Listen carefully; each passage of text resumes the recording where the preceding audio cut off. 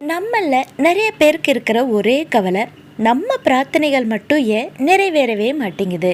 நாம ஒன்று கேட்டால் மட்டும் ஏன் அந்த கடவுள் இவ்வளவு தாமதமாக கொடுக்குறாரு? இல்லைன்னா தள்ளி போட்டுக்கிட்டே இருக்காரு. அப்படி நாம் என்னதான் பாவம் செய்தோம்? நமக்கு மட்டும் ஏன் இப்படியான ஒரு தண்டனை? இந்த கேள்வி எல்லார் மனசுலையுமே வரும் இல்லையா?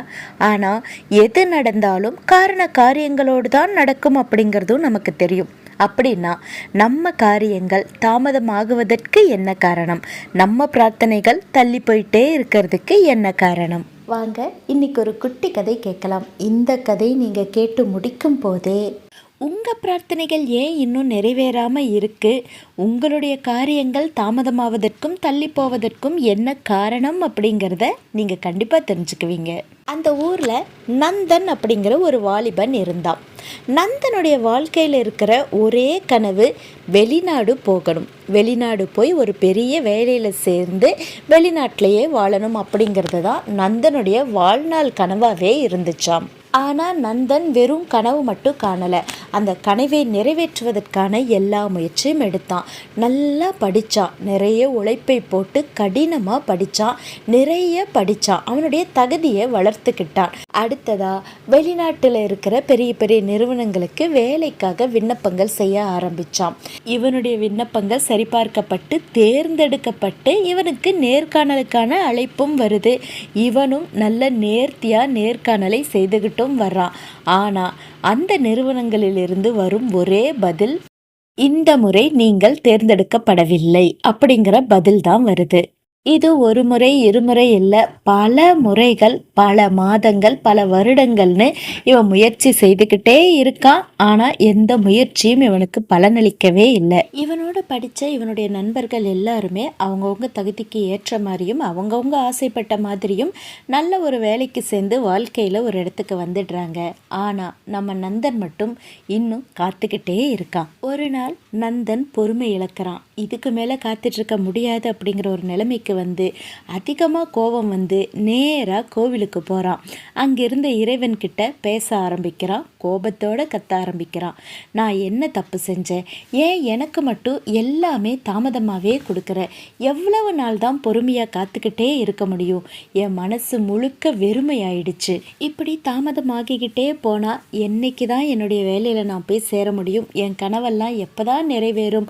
அப்படின்னு ரொம்ப கோபமாக பேசிட்டு வீட்டுக்கு வந்துடுறான் நந்தன். அந்த வாரமே அவனுக்கு அவன் ஆசைப்பட்டு காத்திருந்த அதே வெளிநாட்டில் இருந்து ஒரு பெரிய நிறுவனத்தில் இருந்து இவனுக்கு நேர்காணலுக்கான அழைப்பு வந்தது. ஏதோ ஒரு நம்பிக்கையில் நேர்காணலுக்கு போனால் அங்கே அவன் தேர்ந்தெடுக்கவும் பட்டுட்டான். இப்போ நந்தனுக்கு அவனுடைய கனவு வேலை, அதிகமான சம்பளம், எதிர்பார்த்ததை விட அதிகமான சம்பளம் வந்துருச்சு. ரொம்ப சந்தோஷமான நந்தன் நேராக கோவிலுக்கு போய் கடவுளுக்கு ஒரு நன்றியையும் சொல்கிறான். எப்படியோ நான் இவ்வளோ நாள் காத்திருந்ததற்கு கை மேலே பலன் கொடுத்துட்டேன் அப்படின்னு சந்தோஷமாக திரும்பி வர்றான். இல்லத்துக்கான எல்லா ஏற்பாடும் செய்துக்கிட்டு இருக்கான் நந்தன். ரொம்ப உற்சாகமாக ரொம்ப சந்தோஷமாக எல்லா ஏற்பாடும் நடந்துக்கிட்டே இருக்குது. அப்போது மருத்துவ பரிசோதனை செய்ய வேண்டிய ஒரு கட்டம் வருது. வெளிநாடு போகிறதுக்கு முன்னாடி ஒரு மருத்துவ பரிசோதனை தரணும் இல்லையா? அப்படி மருத்துவ பரிசோதனை செய்யும் பொழுது நந்தனுடைய வயிற்றில் ஒரு சிறிய கட்டி ஒன்று உருவாகி இருக்கிறது தெரிய வருது. அதன் காரணமாக மருத்துவ பரிசோதனைக்கான சான்றிதழ் நந்தனுக்கு வழங்கப்படலை. தற்காலிகமாக நந்தனுடைய பயணம் அங்கே நிறுத்தப்படுது. இந்த முறை நந்தன் உடைஞ்சே போயிடுறான். கடவுள்கிட்ட கண்ணீர் விட்டு அழ ஆரம்பிக்கிறான். என்ன கடவுளே, என்னுடைய வாழ்க்கையில தான் நீ விளையாடிக்கிட்டு இருக்கியா? என்னுடைய வாழ்க்கை இவ்வளவு சாதாரணமாக நீ எடுத்துக்கிட்டியா? இவ்வளவு நாளாக எவ்வளவு நம்பிக்கையாக நான் காத்திருந்தேன். என்னுடைய கனவு வேலை கிடைச்சப்போ எவ்வளவு சந்தோஷப்பட்டேன். அத்தனை சந்தோஷத்தையும் ஒரே நேரத்தில் நொறுங்கின மாதிரி செய்துட்டியே. என்ன பாவம்தான் செய்த? இன்னும் எத்தனை நாள் நான் காத்துட்ருக்கணும் அப்படின்னு மனசு உடஞ்சி அழ ஆரம்பிக்கிறான் நந்தன். அடுத்து நந்தனை ஒரு நல்ல மருத்துவர்கிட்ட பரிசோதனைக்கு கூட்டிகிட்டு போகிறாங்க. அவனுக்கான சிகிச்சையும் அங்கே தொடங்குது. நல்லபடியாக சிகிச்சையும் கூடிய சீக்கிரமே முடிஞ்சு இப்போ நந்தன் பரிபூரணமாக குணமடைகிறான். இந்த நேரத்தில் மருத்துவர் நந்தனை கூப்பிட்டு சொன்னாராம், நந்தன், நீ சரியான காலகட்டத்தில் மருத்துவ பரிசோதனை செய்திருக்க. இந்த கட்டி ஆரம்ப காலகட்டத்திலேயே கண்டறியப்பட்டதால் ரொம்ப சீக்கிரமே முழுவதுமாகவே நீ குணமடைஞ்சிட்ட. ஒருவேளை நீ ரொம்ப முன்னாடியே வந்திருந்தா கூட இந்த கட்டி உருவாகிட்டு இருக்கிறத அவ்வளோ சீக்கிரம் கண்டுபிடிச்சிருக்க முடியாது. அதே மாதிரி ஒருவேளை நீ இப்போ வேலை கிடச்சி வெளிநாடு போயிருந்தீன்னா கூட அடுத்து 1 வருடத்துக்குள்ளே இந்த கட்டி ரொம்ப பெருசாகி அதுவும் உயிருக்கே ஆபத்து கொடுக்குற அளவுக்கு வளர்ந்து நின்று இருக்கும். அது வரைக்கும் உனக்கு கண்டுபிடிக்க கூட முடிஞ்சிருக்காது. ஆனால் நீயோ முன்னாடியோ இல்லாமல் பின்னாடியோ இல்லாமல் சரியான காலகட்டத்தில் இதை பரிசோதனை செய்ததுனால தான் இப்போ உன்னால் பரிபூர்ண குணமடைய முடிஞ்சிருக்கு அப்படின்னு சொன்னாராம். இப்போ தான் நந்தனுக்கு ஒரு உண்மை புரிய ஆரம்பிச்சதாம்.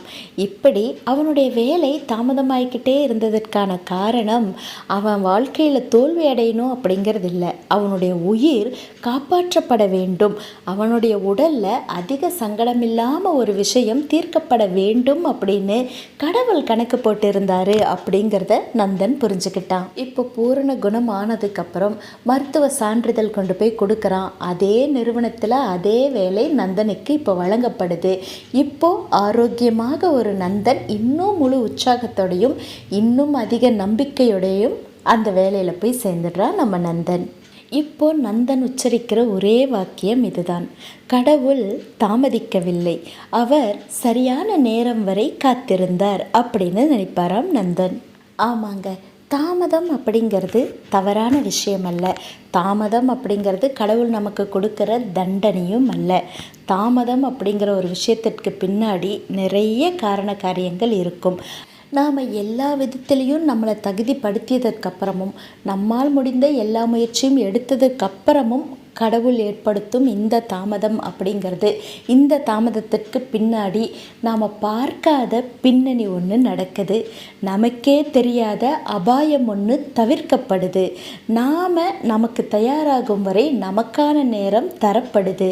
இறைவன் நடத்தும் இந்த தாமதம் அப்படிங்கிறது நமக்கு கொடுக்க மறுப்பது அல்ல, அது ஒரு அமைதியான பாதுகாப்பு, நமக்கு இறைவன் கொடுக்கும் ஒரு பாதுகாப்பு. அதனால் நாம் எதிர்பார்க்கப்படுகின்ற ஒரு கதவு மூடும் பொழுது அதை சாபம்னு நினைக்காதீங்க, தாமதத்தை தப்புன்னோ தண்டனையினோ நினைக்காதீங்க. ஒருவேளை இதெல்லாம் உங்கள் விதியை மாற்றுவதற்காக இறைவன் செய்து கொண்டிருக்கும் செயலாக கூட இருக்கலாம். ஆக இறைவன் செய்யும் இந்த தாமதம் ஒரு பொழுதும் நமக்கான தண்டனை அல்ல, நமக்கான பாதுகாப்பானதே ஆகும்.